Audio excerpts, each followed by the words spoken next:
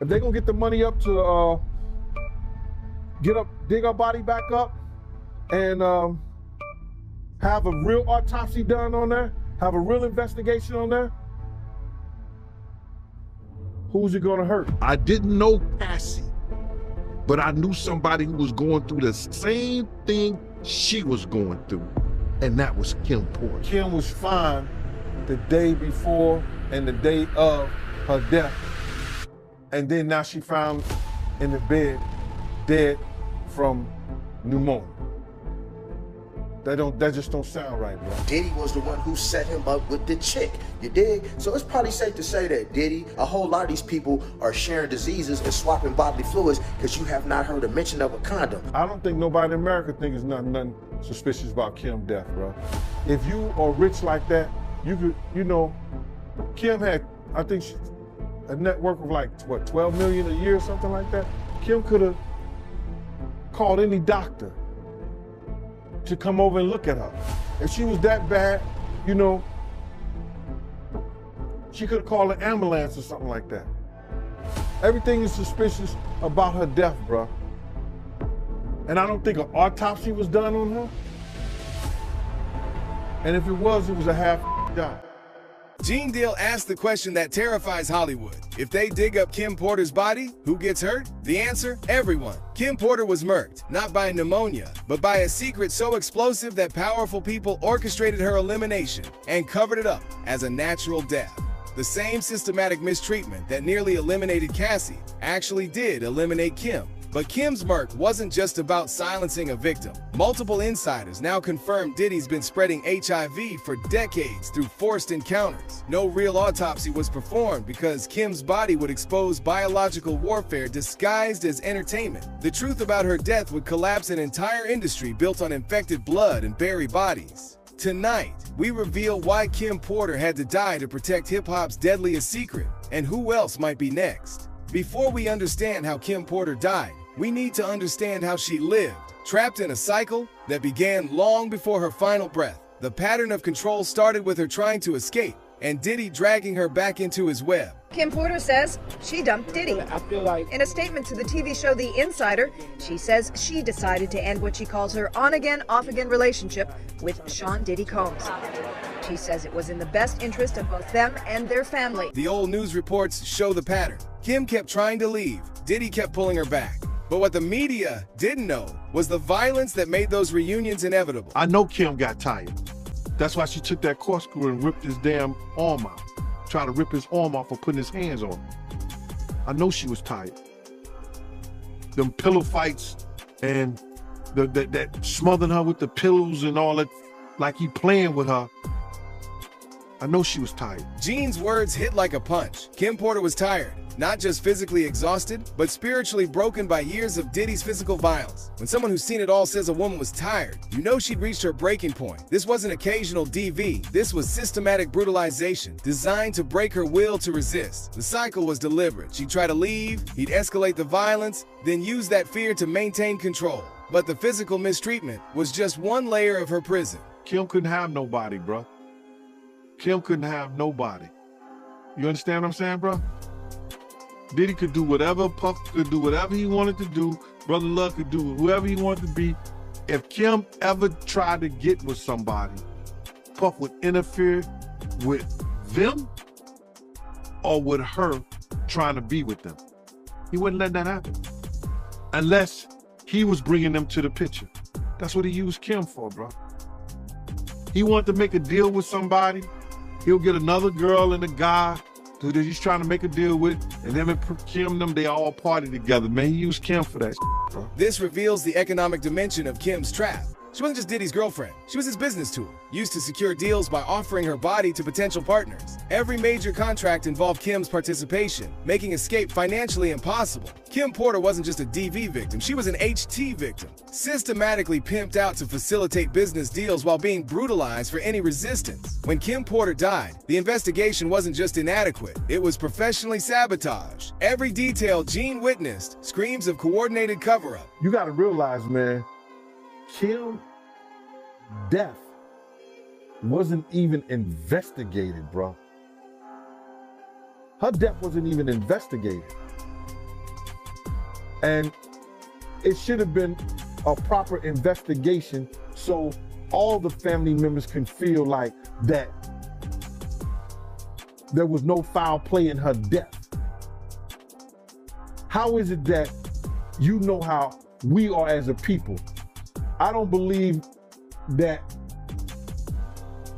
10% of your viewers that's watching this don't keep their phone when they go to sleep in arm reach. How is it that there was no electronic products or gadgets around Kim's bed? Her laptop missing, her cell phone's missing. Everything is missing that she could get in touch with her little girls if they not at home, or her friends or family. All that's missing. How is it that, and this is hearsay, that the detectives did not even view the body in the bed where she died at? That the coroner them had already removed her, pronounced her dead, and told the detectives them that it was no foul play. And if that is true, as I've heard it, and we read certain things on the internet about it, that case need to be reopened. We know that Kim, and it's in the this is in the documentation. Shout out to paperwork, at the paperwork part. I gotta shout him out, man, because he looked in the paperwork and it said Kim received a massage for about an hour when she's supposed to have full-blown pneumonia. Who gives somebody a massage when they got pneumonia? And do we know whether she used that baby oil or not for that massage? It makes you say, that's a big one, man. Layer by layer, Gene exposes the conspiracy. If you're enjoying this story, kindly do us a favor and subscribe to our channel. It is free and won't cost anything, but it means the world to us. We're just a small channel trying to grow. Thank you, and back to the video. Coroner relocated the body before detectives arrived, declared no foul play without investigation, a massage during life-threatening pneumonia, and missing electronics. This wasn't incompetence. This was professional evidence destruction. Someone with serious power orchestrated Kim's death to look natural, while ensuring no evidence could contradict the official pneumonia story. The missing witness testimony adds another chilling layer to the cover-up. It's in the police report. That this is in the police report that Dallas Austin's daughter, who was a friend of Kim's, left her house at 8 o'clock. That Kim had made a call, 911 call at 2:15 that morning. And I don't know what happened in the 911 call or what was said, but they said that Dallas Austin's daughter, according to Kim's father, was the woman that left her house at 8:15.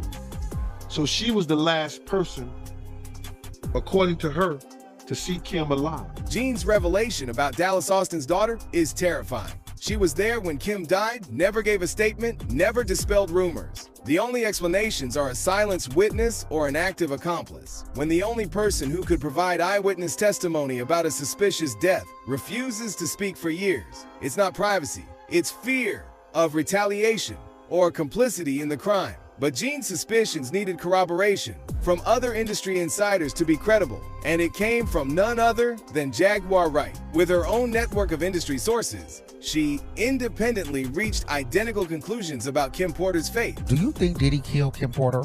Absolutely.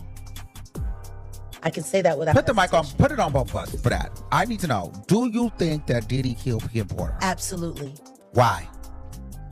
Because of all the videotapes, because of the book, because of all the people she gave copies of her book to, or at least chapters, because of everything that she had on him, because of the tape that she used to blackmail him into a relationship and into a raise of him being by Andre Harrell. And I'm not saying that allegedly, because I heard her and Kim Moore talking about it in the booth of the bathroom while snorting cocaine at the Kit Kat Club. Diddy eliminated Kim because she had evidence that could lock him up forever. This isn't speculation. This is independent witness corroboration of murder. When two separate insiders with different sources reach identical conclusions about a suspicious death, it transforms conspiracy theory into credible testimony of criminal activity. Jaguar's knowledge goes even deeper. She knows about evidence that survived Kim's death. I know a good few of the people that got a piece of that, but the truth is, Diddy was highly paranoid right before Kim passed away.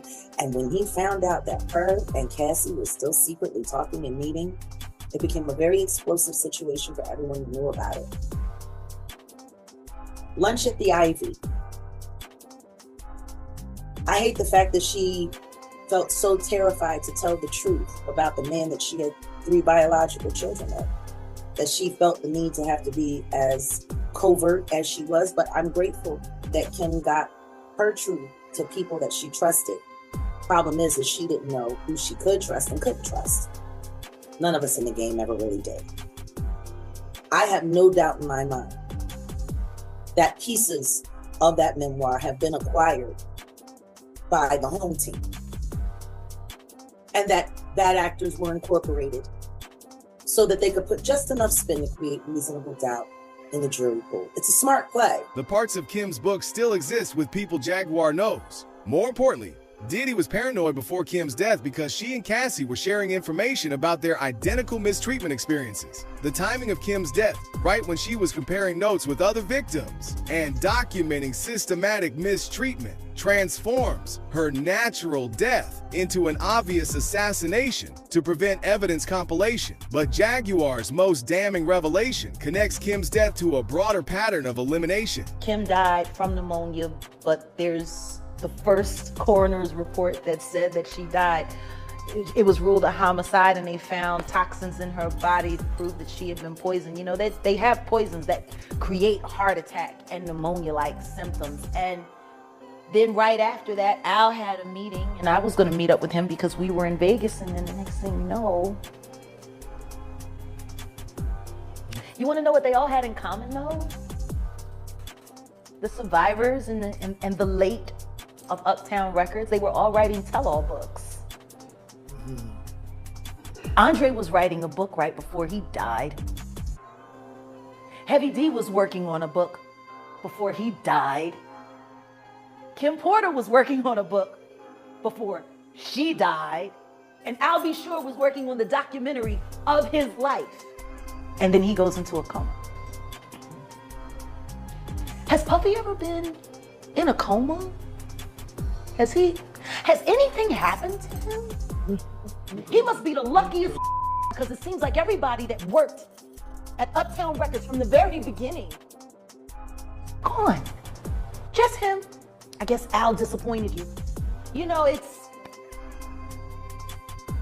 I speak for a reason. Kim Porter's death wasn't isolated revenge. It was one execution in a systematic program of witness elimination, disguised as natural causes. The technique used to murk Kim Porter becomes clear when we examine Big Homie CC's first-hand experience with Diddy's poisoning methods, the same approach allegedly used on multiple victims. Well, I know he poisoned Jamie Foxx, and Jamie Foxx reported him to the FBI because of it. I know that's a fact. So, wait, you're saying that Diddy poisoned Jamie Foxx and that's how Jamie Foxx got sick? Jamie Foxx reported this man to the FBI because of this. Facts. Wow. Okay, and how did you hear about this, if you can tell me, or if you can't? These people poison people, bro. I've been poisoned 3 times. Why am I testing positive for cyanide? You feel me? Why do I had pneumonia 3 times? So people like, man, why he breathe like that? Because I only got 1 lung. And then I had a car crash, I got 1 nostril permanently blocked. And I done had pneumonia 3 times. Somebody been trying to poison me. My brother got poisoned with me. The little lady I was bodyguard, she got poisoned. Like, somebody is carrying on these If you're enjoying this story, kindly do us a favor and subscribe to our channel. It is free and won't cost anything, but it means the world to us. We're just a small channel trying to grow. Thank you, and back to the video. These is facts. Big Homie provides the missing piece with devastating precision. Diddy allegedly poisoned Kim using the same method he used on Jamie Foxx and Big Homie himself, testing positive for cyanide after Diddy's parties, developing pneumonia symptoms, the exact pattern of Kim's death. The most heartbreaking testimony comes from Al B. Sure, Kim's first love, who witnessed her desperate attempts to escape and nearly died trying to expose the truth about her murder. More than a decade of being scrutinized and clowned by law enforcement, them telling me, you need some help. Trafficking, really? What's wrong with you? No way, but not realizing that they were also working for the situation. Because you were hinting, saying, posting, I get calls, take it down or else, so on and so forth. But this is about Diddy, so let's be clear for everybody that doesn't know. Diddy, who's about to, his trial's about to start. Yeah, yes. They're selecting a jury. But you were on this train years ago. Yes, many, many years ago. I posted some information that was, basically trying to save my life. And thank goodness to my ex, the wonderful Kim Porter, the late Kim Porter, who, kind of warned me all along the way to, just kind of watch your back, so on and so forth. And I didn't understand why. Because of Diddy. Basically. Do you believe that she died of pneumonia? Absolutely not. Why? What evidence do you have? She was in the best of health. We just saw each other prior to her passing. We were actually celebrating our son's new Netflix Christmas special, and she was doing just fine. In fact, we were all at the event together at Netflix in the lobby. Sean, myself, the children, all having a great time. And I'm, grabbing Sean like, what? And she's in the back going, stop, So it was a really festive opportunity just for all of us to be together, because it's nothing like the circus that's out here. So it was, a lot of the stuff, came to surprise, but a lot of this stuff will be revealed and that's why I thought it would be a good idea to finally tell my story. Every network came to me, participating, so on and so forth. I said, listen, I have no interest in speaking about another man. But you are in the book. Yeah, right. But this, I will speak about where our paths cross and which is most relevant. It's something I've been trying to say for many, many years. Al B. Sure's story completes the picture. Kim begged him for help, contacting authorities because Diddy was keeping her in check. She was suffering from STD infections from the enforced swinger lifestyle, but nobody believed him. When he tried to make a documentary about her murk, Diddy allegedly put him in a coma. But unlike what people believe, Al B. Sure's never tried to clout chase while using his loss of Kim as crutches. In fact, he has been raising his voice despite the negative attention that has been on him since he woke up from his coma. Gene Deal witnessed the cover-up in real time, but his repeated emphasis on the missing autopsy reveals why the medical evidence was crucial to hide. I don't think nobody in America thinks there's nothing suspicious about Kim's death, bro. If you are rich like that, you could, Kim had, I think a net worth of like, what, 12 million a year or something like that? Kim could have called any doctor to come over and look at her. If she was that bad, she could have called an ambulance or something like that. Everything is suspicious about her death, bro. And I don't think an autopsy was done on her. And if it was a half job. Gene's second mention of the botched autopsy emphasizes its critical importance. Either no autopsy was performed, or it was deliberately incomplete to hide evidence of poisoning and HIV complications. The desperation to hide the truth continues even from prison. He sent somebody through somebody else to try to get in contact with me, telling me enough is enough. Oh, okay. You tell Big Mama that enough is enough. You can't tell Wolf Mama enough is enough. You tell D Ferg Mama enough is enough. You understand? You tell all those people who supported you and they survivors, enough is enough. Diddy's continued efforts to silence witnesses from prison demonstrate that Kim Porter's death remains his most dangerous exposure, more threatening than current charges, because it would reveal decades of biological warfare. The autopsy was the smoking evidence that had to be suppressed, or it would have revealed both Merck method and HIV status, exposing not just Kim's elimination, but Diddy's systematic biological terrorism. The deepest secret, the one that required Kim Porter's death, finally emerges through Jaguar Wright's nuclear revelation about Diddy's HIV status and systematic transmission. He actually caught HIV, like having like a lot of women. Oh yeah, let's just go down the rabbit hole of all of his sins. I'm just saying. You want to know what's wild about that though?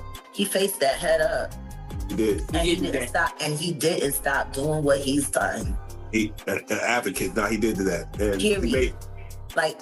Listen to me. He faced that head up. How many dudes is running around undetectable? G? Come on. In the game.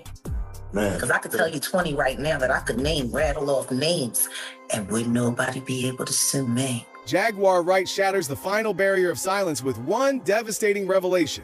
Diddy has HIV. Not only does he know it, he's been combating it head-on privately while continuing his freak-off parties. And she's not done. She can name names of other infected celebrities going around undetected. This isn't just criminal negligence, this is biological warfare. A man knowingly HIV positive who continues forcing unprotected encounters isn't just a mistreater. He's a weapon of mass destruction disguised as an entertainment mogul. The infection network extends far beyond Kim Porter, creating a web of contaminated victims across the entertainment industry. Young Miami is sleeping around with different guys, giving them AIDS. Damn. You know, and Future, Stephon Diggs is one of the people that got thrown out there. You know, she was with Diddy. Young Miami becomes the living proof of Jaguar's claims, allegedly infected by Diddy, now spreading the virus further through the industry. This transforms Kim Porter's death into damage control for a biological terrorism operation that threatens dozens of high-profile careers. Kim Porter wasn't just murked to hide mistreatment. She was eliminated to prevent exposure of systematic biological warfare that could trigger criminal charges against dozens of industry figures and destroy entertainment's power structure. But Kim Porter's HIV-related elimination only makes sense when we understand that Bad Boy Records had already perfected the art of hiding AIDS deaths within the industry structure. His wife, she revealed that he died of AIDS. Man, you know, Craig has some like craters in his face. And then I had asked Kirk Burrows about that. Y'all say, yo, dude, man, what? All this y'all got the money and stuff like that. So he said he had a heart condition. So way back then, Craig was telling people he had a heart condition. So that's what people thought. I didn't know at that time that he had AIDS. I thought it was a heart condition. You understand? And then some years ago, I spoke to Roxy. And she confirmed that with me about the HIV and stuff. I wasn't gonna never say nothing about it. But I think she said something on a guy named Storm Monroe, his show. And she said something in and said something in the article and everything about that. But it's just crazy, man, that's wild. That's that lifestyle. You understand? That's that lifestyle, willing and ready to run up in anything, you understand? And these guys don't care. Anything, any and everything that look good, that don't make it good. It is what it is. The infrastructure that made Kim's murk possible was also responsible for Bad Boy's first major star's death, and Kirk Burrows, the label president, actively helped Diddy cover it up. This wasn't improvised damage control. This was an established system for hiding HIV-related deaths. This established template explains why Kim's elimination was executed so professionally, because it wasn't the first time.